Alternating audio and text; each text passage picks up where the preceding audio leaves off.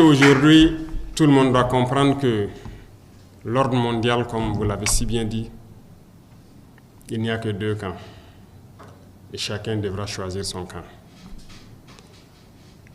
Ceux qui prétendent être neutres, soit n'ont absolument rien compris, ou ont peut-être le cerveau éteint. Il faut le dire clairement. Il n'y a pas de neutralité possible.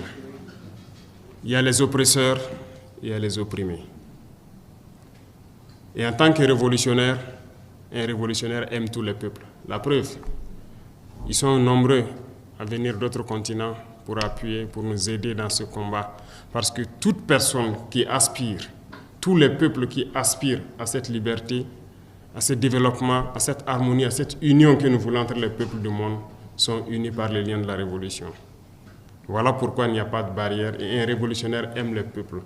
Partout où il y a l'oppression, partout où il y a des peuples qui sont dominés par d'autres individus, les révolutionnaires doivent pouvoir donner de la voix. Et merci donc à vous qui êtes venus du continent européen, américain, un peu partout, pour nous soutenir, parce que la cause de Thomas Sankara, certes, le 15 octobre 1987, on a cru avoir assassiné l'homme et ses idées. On a tenté de détruire toutes les archives, même en passant par notre télévision nationale. Les gens ont essayé de détruire tout ce qui pouvait exister. Ils sont témoins, vous pourrez passer à la RTB les demander. Toutes les boîtes d'archives ont été vidées, essayer d'effacer totalement les faits de Thomas Sankara. Dieu merci, certains ont pu conserver beaucoup de choses de lui. Aujourd'hui, plus que jamais, on se rend compte que l'homme, oui, la chair s'en est allée, mais l'esprit demeure sur le monde.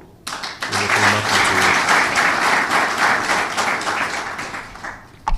Aujourd'hui, beaucoup de chefs d'État africains se cachent derrière une soi-disant démocratie fabriquée à l'africaine, essayant de copier peut-être leur maître impérialiste. Mais aujourd'hui, la démocratie montre ses limites. Elle s'est développée, elle atteint son apogée. Aujourd'hui, elle est en déclin. Ça, il faut le reconnaître. Il faut que nous arrivions à fabriquer notre modèle. Et notre modèle, c'est africain. Et tel qu'ils le disent, si la signification du mot démocratie est telle qu'ils le disent, c'est que c'est né en Afrique.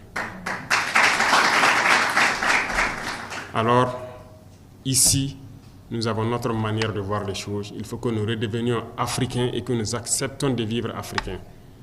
Comme disait le camarade président Thomas Sankara, c'est la seule manière de vivre libre et de vivre digne. Qui aujourd'hui, plus que vous, pour passer ce message au monde entier?